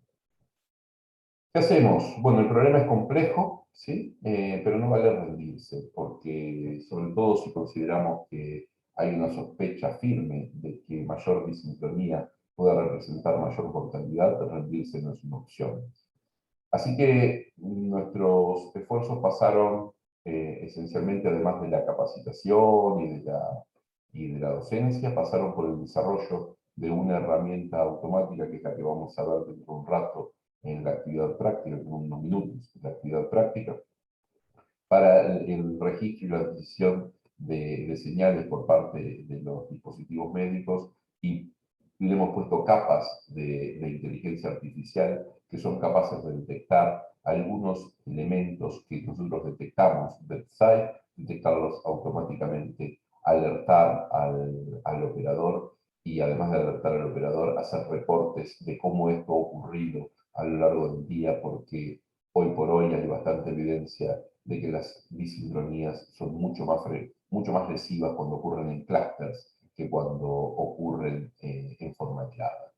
Y la otra cosa es que esto no puede ser tirar una ventana, una botella al mar, ¿sí? Digamos, usando el gateway que sea, nosotros no tenemos que generar más ruido en el box del paciente. Las alarmas tienen que llegar al lugar en donde está la persona que tiene capacidad para resolver esas alarmas y eventualmente las alarmas deberían ser escalables y si el responsable de primera línea de resolver un problema potencialmente grave no lo está resolviendo, digamos, estas alarmas deberían poder escalarse a un supervisor que vaya a auxiliar a la persona que debería estar resolviéndola y evidentemente no puede. Muchas gracias. Quedo abierto a cualquier pregunta.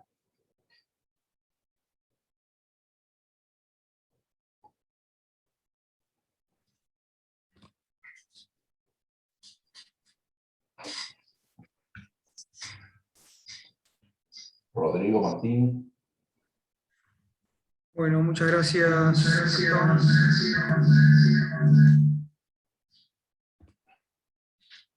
Gracias, Gastón. Bueno, creo que fue muy clara y muy conceptual la clase.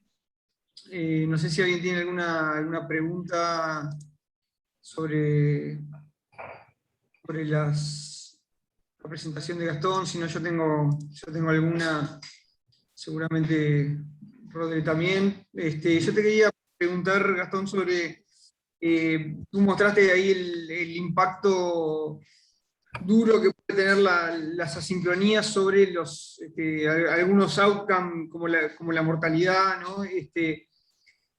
¿Qué sabemos más concretamente sobre el efecto que puede tener en términos de lesión pulmonar o lesión diafragmática, las distintas asincronías? Realmente, Martín, no sabemos mucho. Por lo menos no mucho que podamos decir con certeza.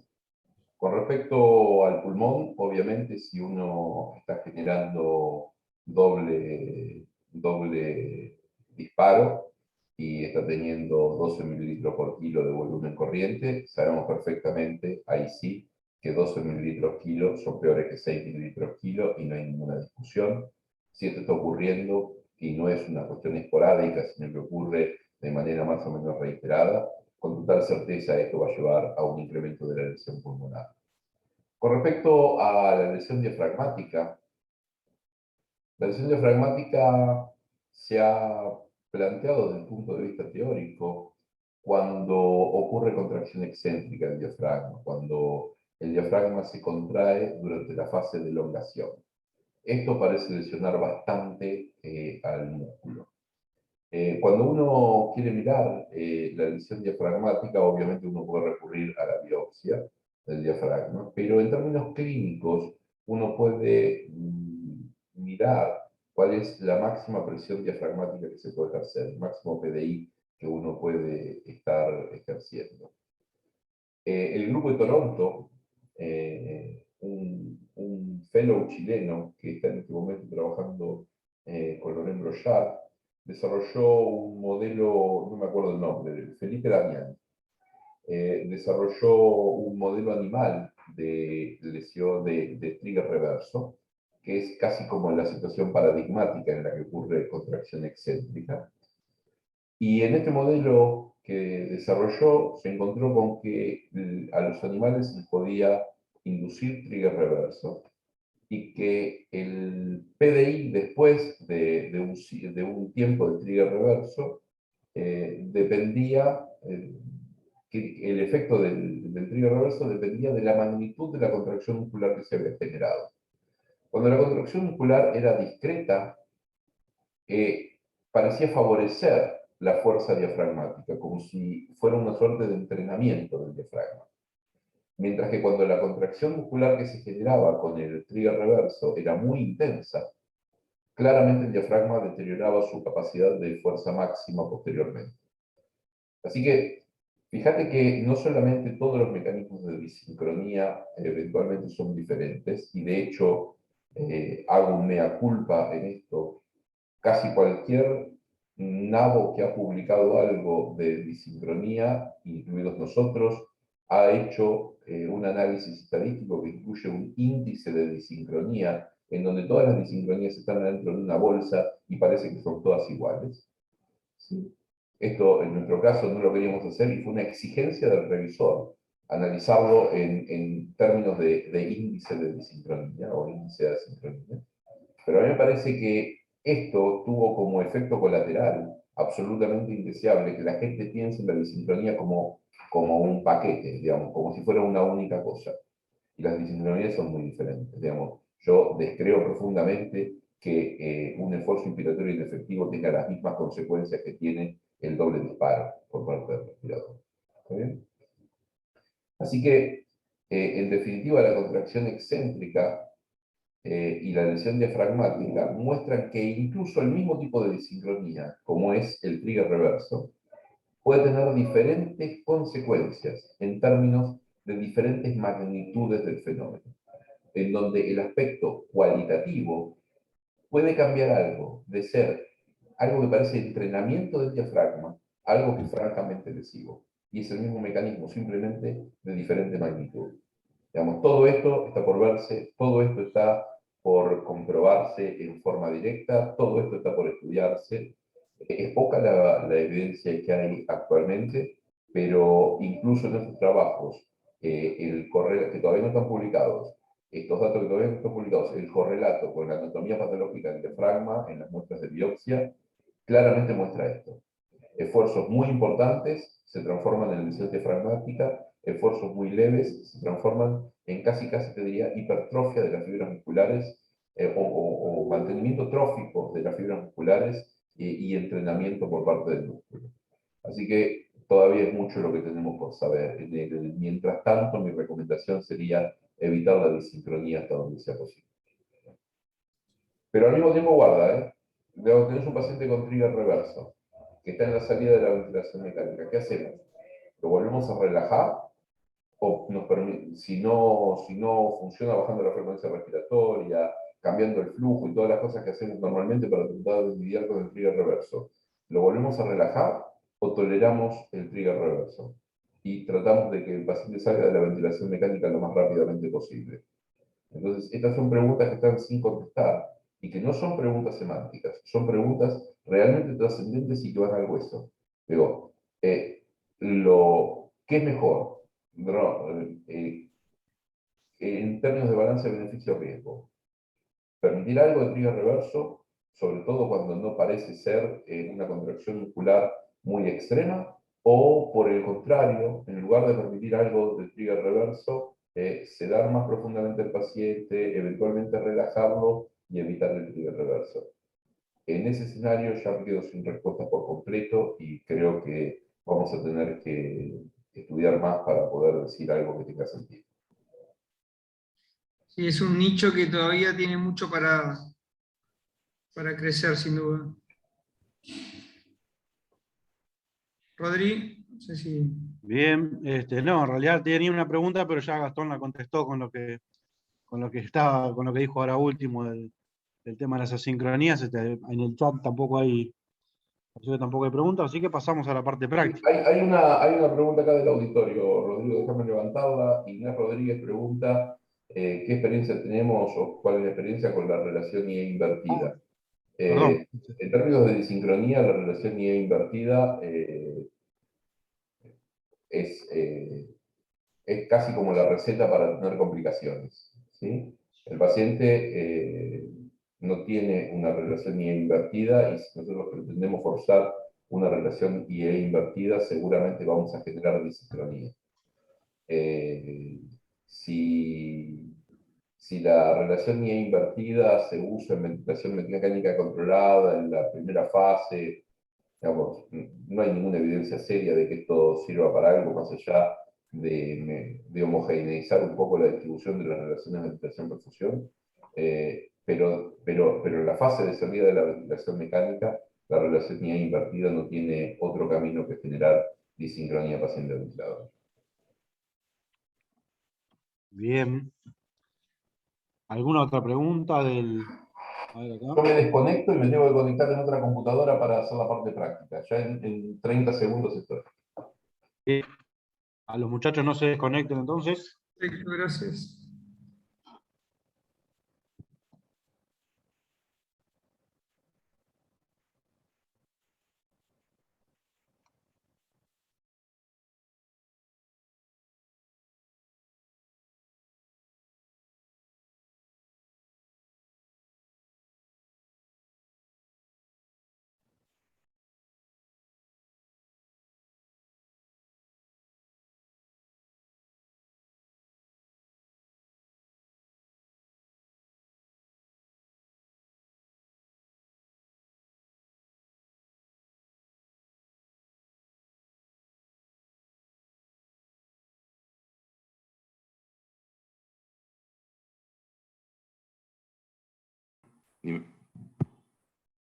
¿Me ven? ¿Me escuchan?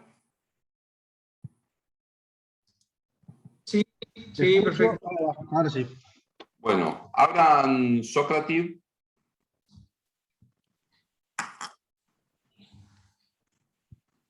Puede ser la app, puede ser en la app o puede ser en la web. Y vamos a mirar algunos registros y vamos a hacer algunas cositas.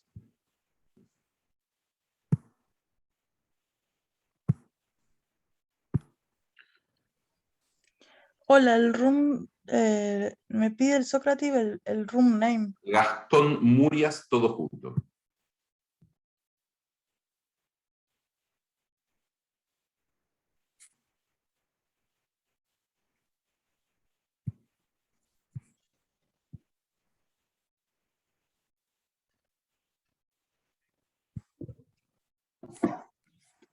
¿Pudieron entrar?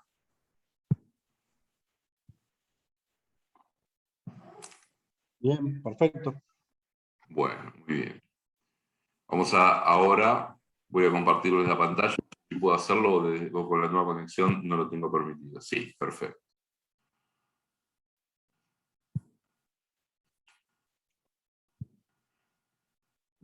¿Están viendo ahí trazados de paciente? Sí, Gastón. perfecto. Bueno, muy bien. Lo vamos a poner en marcha y ustedes me van a decir qué ven.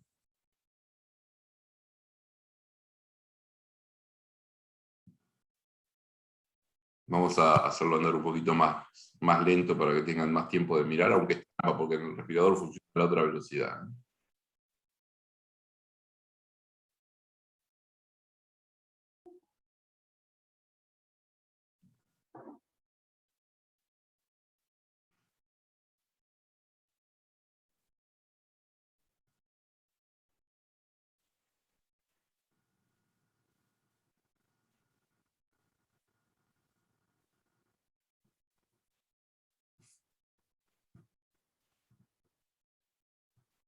Muy bien. Primer pregunta en Sócrates.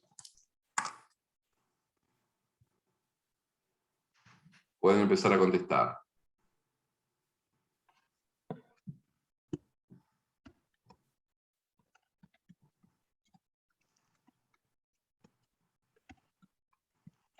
¿Qué vieron? ¿Qué vieron en ese trazado?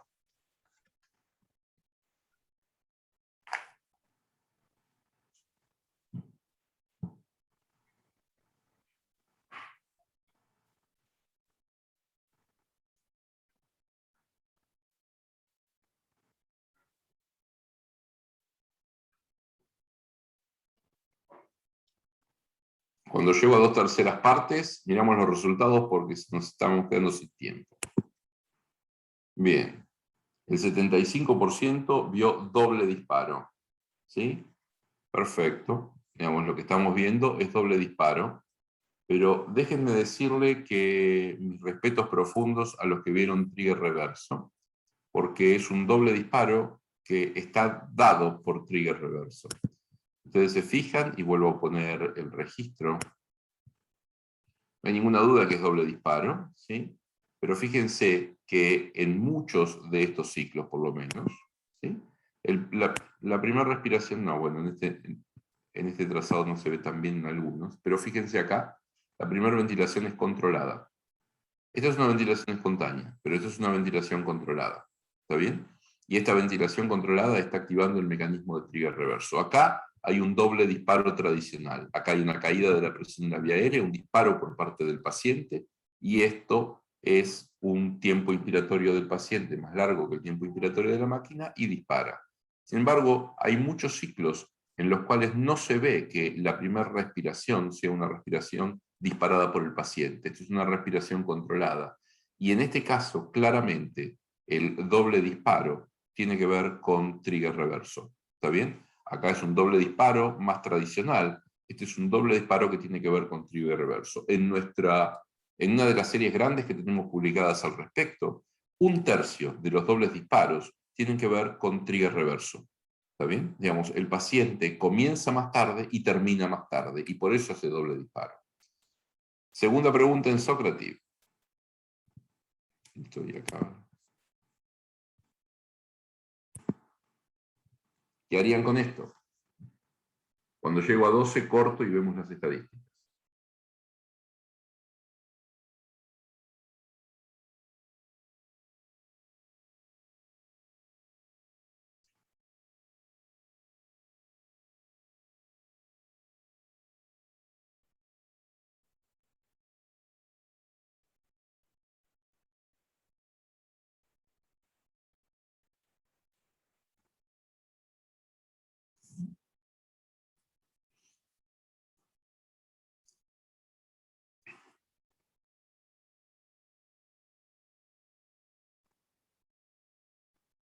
Ay, ese último como tiro. Aumentar el tiempo inspiratorio. Desde el punto de vista de la charla que dimos, es perfectamente cierto. Ahora, tengo que decirles una cosa. En la práctica, esto se soluciona normalmente aumentando el BT. ¿Está bien? El paciente tiene un tiempo inspiratorio más prolongado simplemente porque tiene controlado el flujo. Pero salvo los pacientes neurológicos, no tienen un tiempo inspiratorio preespecificado. Digamos, en general lo que pasa es que el paciente prolonga su tiempo inspiratorio, no porque quiera tener más tiempo inspiratorio, sino porque lo que quiere tener es más volumen corriente. Digamos, así que en la mayor parte de los casos, e insisto, no en los pacientes neurológicos, en donde esto claramente la respuesta correcta muchas veces es aumentar el tiempo inspiratorio, en la mayor parte de los casos, en pacientes no neurológicos, digamos, uno encuentra que si no aumenta el BT, digamos, si lo que hace es aumentar el tiempo inspiratorio reduciendo el flujo, lo que va a hacer es agregar disincronía de flujo a la disincronía terminal y al doble disparo. ¿Está bien? Siguiente trazado. Me paran cuando quieren, ¿eh? Lo largo.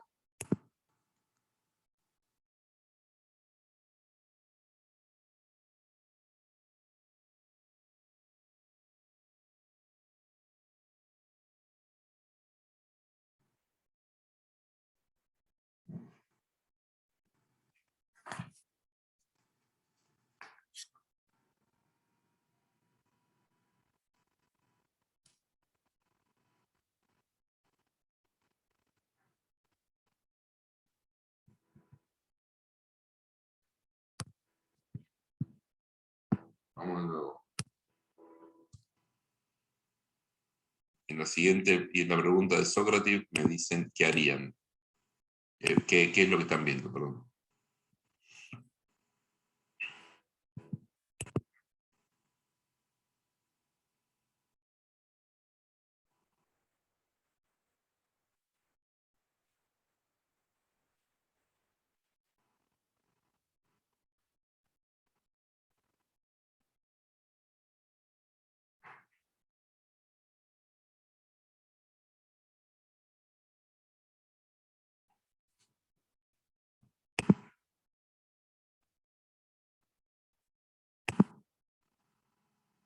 Disparó reverso, muy bien. Bien. Vamos a mirar esto porque la mayoría contestó esfuerzos inspiratorios inefectivos. Y la verdad que sí, son esfuerzos inspiratorios inefectivos. Pero vamos a mirar un poquito en detalle esto, porque si bien es cierto que son esfuerzos inspiratorios inefectivos, hay algún dato sugestivo de que esto es trigger reverso. Fíjense, ocurre en un patrón 2-1. Este ciclo no tiene esfuerzo inspiratorio inefectivo posterior y este lo tiene. Este no lo tiene y este lo tiene. Y así podríamos seguir, y esto podría ser un trigger reverso con un patrón 2-1, que es uno de los patrones más habituales. Es el segundo patrón después del 1-1. Esto es donde el trigger reverso ocurre en todos los ciclos. Y en donde ocurre sí una cosa bastante extraña, que es muy tardío con respecto al inicio del ciclo mecánico controlado, pero que también es perfectamente factible que ocurra. Cuando uno mide el tiempo que hay entre el comienzo de la insuflación mecánica y este esfuerzo inspiratorio inefectivo, en todos los ciclos en los que ocurre es realmente muy constante cuando uno lo está midiendo. Así que, en definitiva, sí, son esfuerzos inspiratorios inefectivos en el sentido de que no disparan el respirador, salvo en alguna situación como esta, en donde sí lo disparan al respirador y no es un esfuerzo inspiratorio inefectivo simplemente porque alcanzó a vencer los niveles de autopip y el umbral de trigger que ustedes tienen puestos. ¿Está bien? Pero es muy sugestivo de que esto sea trigger reverso y que tenga que ver con un patrón 2-1, aun cuando esto es desmesuradamente tardío con respecto al comienzo de la insuflación. ¿Está bien? Vamos a Sócrates.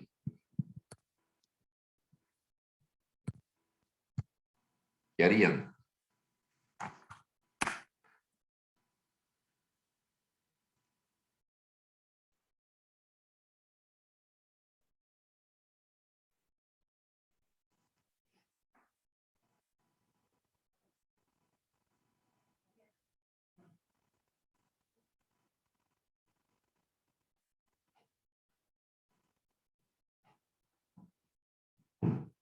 Rodrigo Martín, yo no tengo ningún apuro, pero estamos en los 90 minutos que me dijeron. Ustedes me cortan cuando ustedes quieren, ¿eh? Yo no tengo apuro tampoco. Dale, tranquilo, Gastón, estamos bien todavía de tiempo. Bueno.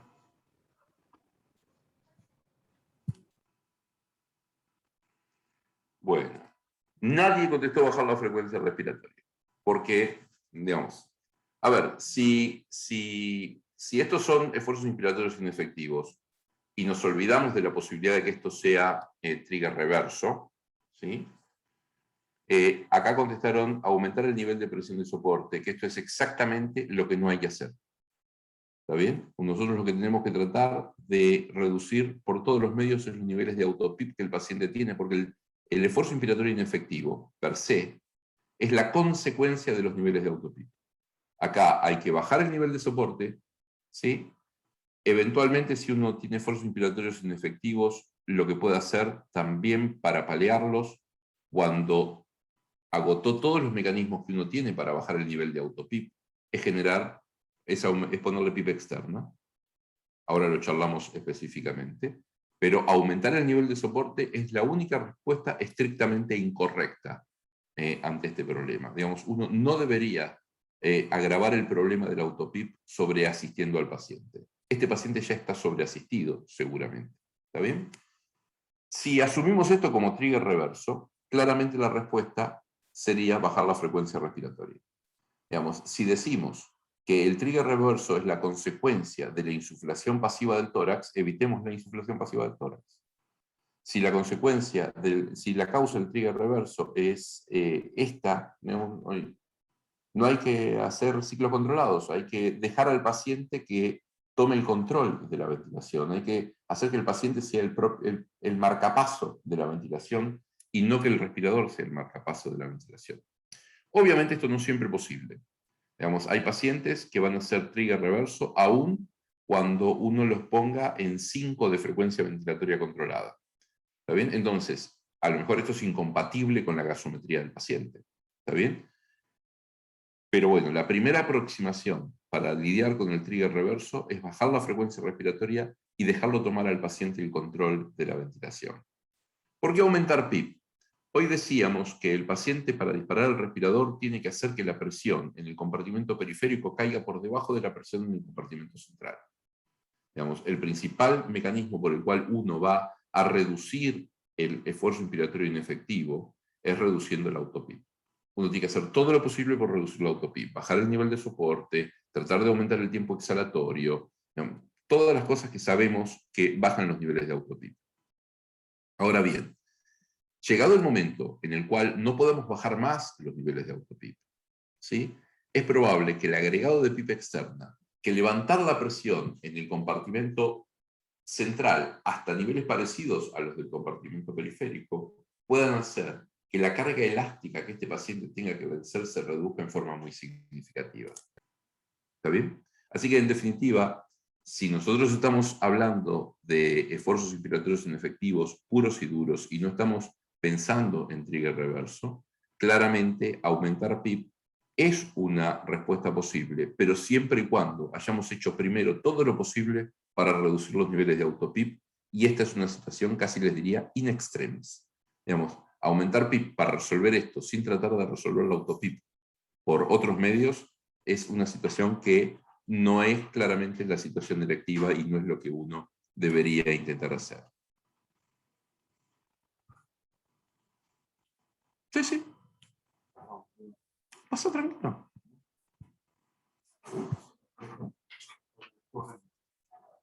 Que vamos a otro caso más.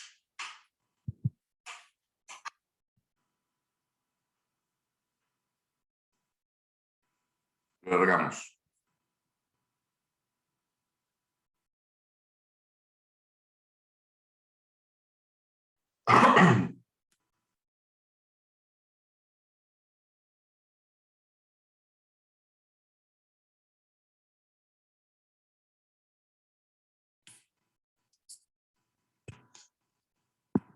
Déjenme sacarles la curva de volumen para que las otras se vean más fácil, que son las curvas que nos interesan más.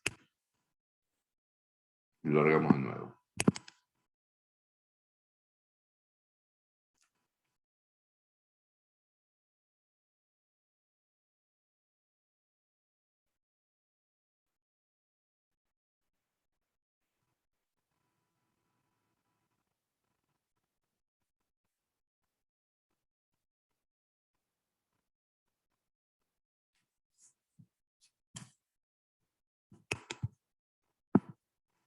Vamos a Sócrates. Pero hay como me molesta las caritas de... ¿Cuál es el problema?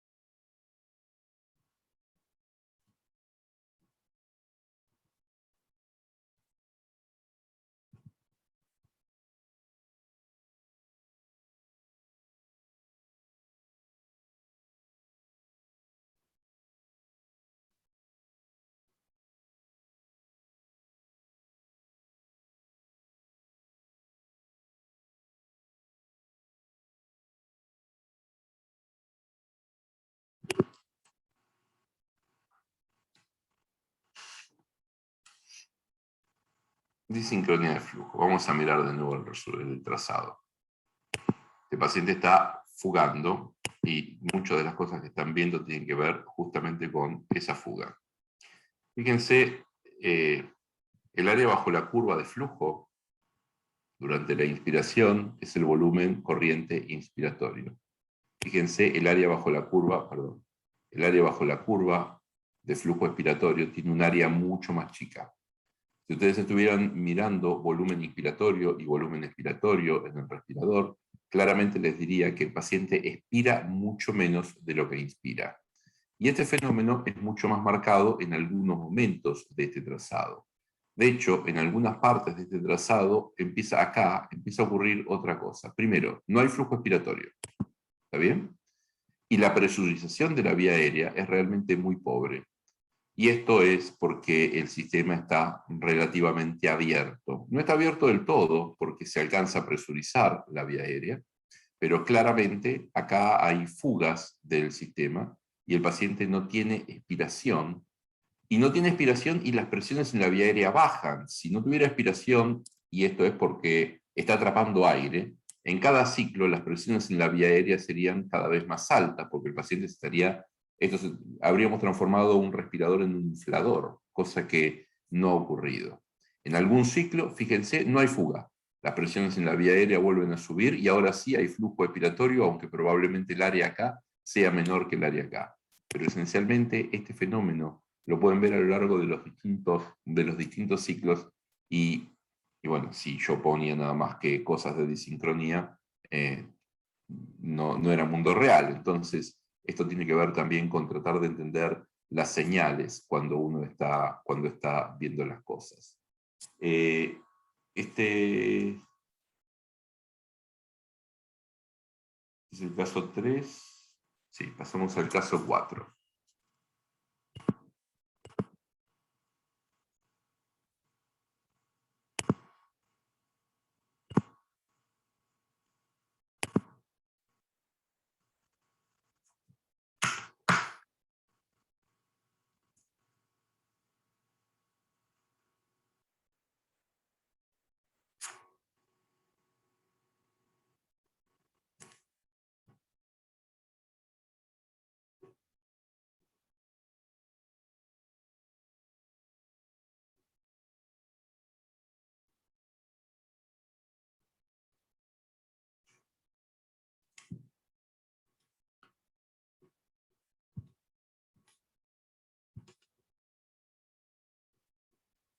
¿Cuál es el problema?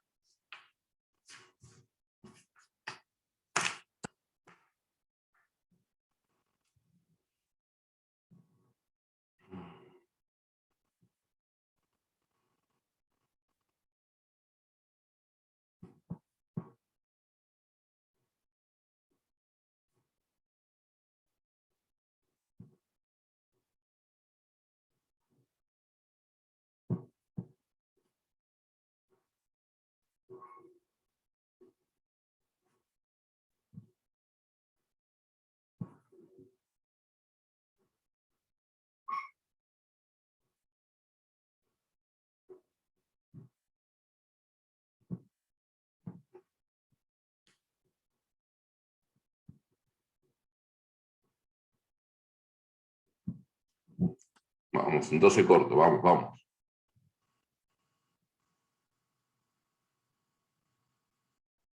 Ahí vamos. Muy bien. 75% de la gente dijo que había disincronía de flujo. Si lo miran a esto, este parece ser un paciente que arrancó de una ventilación mecánica controlada, no hay ninguna evidencia de esfuerzo inspiratorio acá.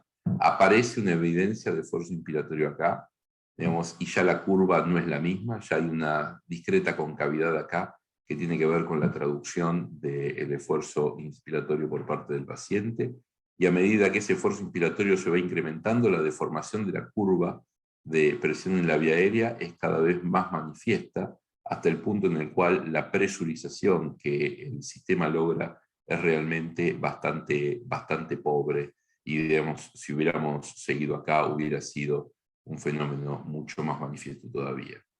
¿Está bien? En esa situación de la disincronía de flujo, bueno, yo les puedo preguntar qué harían con la disincronía de flujo.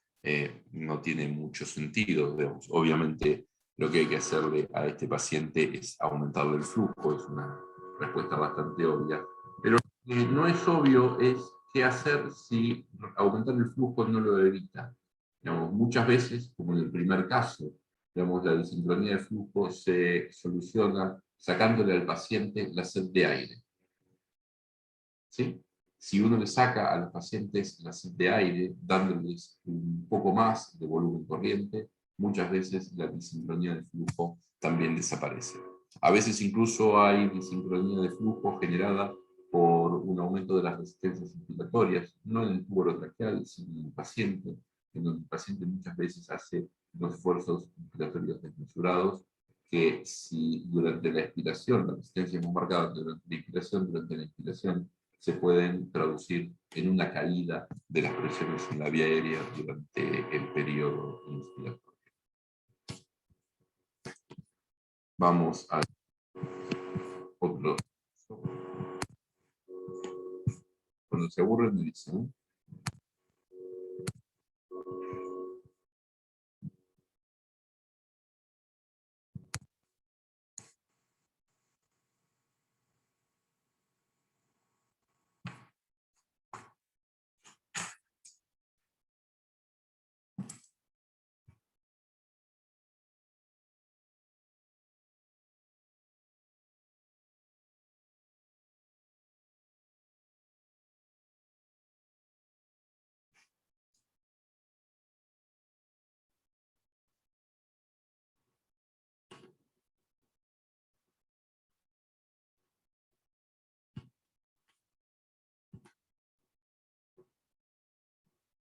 '¿Cuál es el problema?'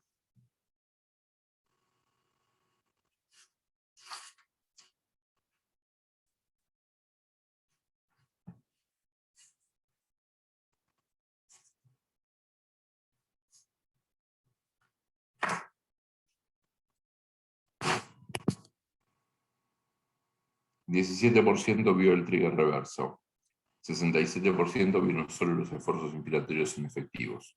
Acá un poco pasa lo mismo que en el primer escenario, solamente con mediciones precisas en un catéter esofágico o con un electromiograma diafragmático uno podría establecerlo, pero lo que es muy sugestivo es que el tiempo entre el esfuerzo inspiratorio inefectivo y el ciclo controlado previo, ¿sí?, es más o menos constante.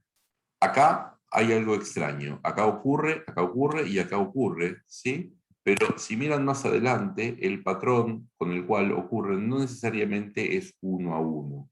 En general, acá por ejemplo ocurrió, acá no ocurre, acá ocurre, acá no ocurre, acá ocurre en el siguiente ciclo, en lo que parece ser un patrón más 2-1.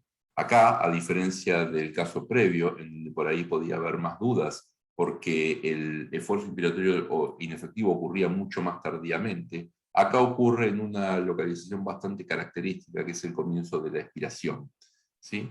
Que es donde ocurre en una parte importante de las activaciones diafragmáticas por trigger reverso.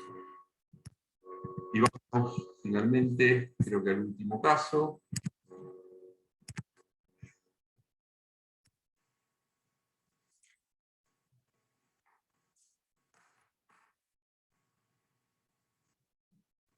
Tengo una pista para darles. Estos trazados corresponden a un paciente que ya vimos en este mismo práctico.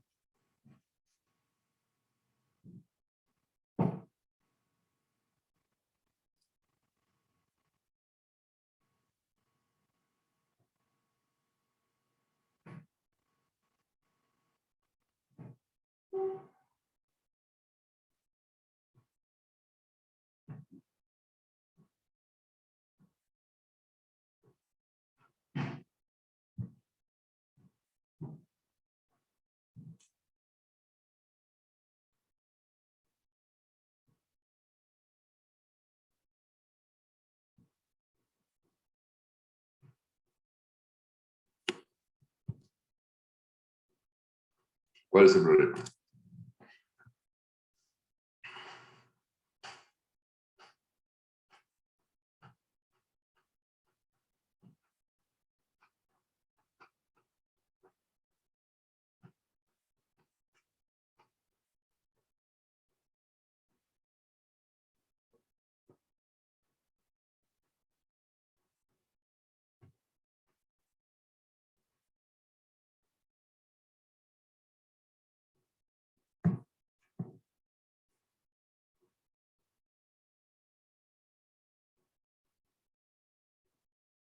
¿Cómo se hace esperar el 12 siempre, eh?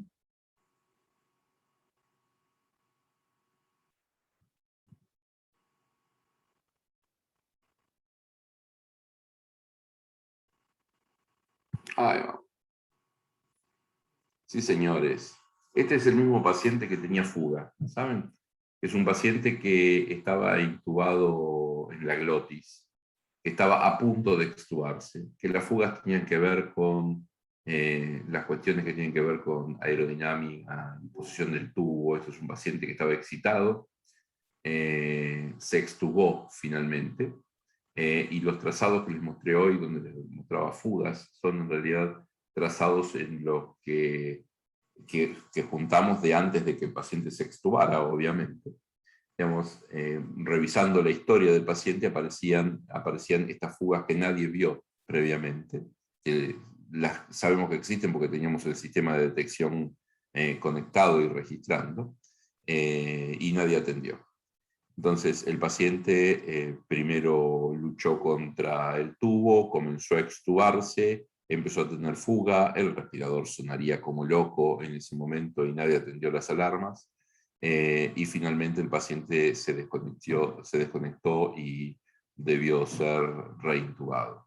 Muchas veces cuando un paciente tiene fuga, sobre todo cuando las fugas van y vienen, por momentos tiene y por momentos no tiene fuga, digamos, pensar en que ese paciente puede estar a punto de extubarse es una conducta bastante sana y razonable de cara a mejorar la seguridad de los pacientes. Bueno, no tengo más casos para hoy. Si tienen ganas de preguntar algo, si tienen ganas de discutir algún tema, yo estoy a disposición y bueno, nada. Si no, nos veremos en otra oportunidad.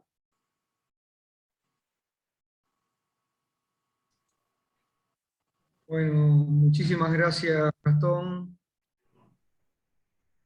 No sé, Rodri, si tienes algún comentario, creo que ya estamos usando. No, estamos, nada, primero que nada agradecerle a Gastón por su tiempo, después por la calidad de la exposición, que fue muy clara, muy práctica también con los casos clínicos que nos sirven a todos para practicar el reconocimiento de las asincronías y sobre todo cómo corregirlas, las que hay que corregir. Y bueno, la verdad fue muy enriquecedora la charla y muchas gracias, Gastón, por tu tiempo. Creo que no hay preguntas de los... A ver, voy a entrar al chat. No, todo agradecimiento de los estudiantes, no hay preguntas de la charla, así que si no sé, Martín, si vos querés hacer algún comentario. No, nada, agradecerle nuevamente a Gastón y bueno, quedamos en contacto Bueno, para más adelante. bueno, un gusto enorme y suerte con el curso. Bueno, Gracias muchas por gracias, Gastón. un gran abrazo. Gracias, Gastón. Chau, chau. Chao.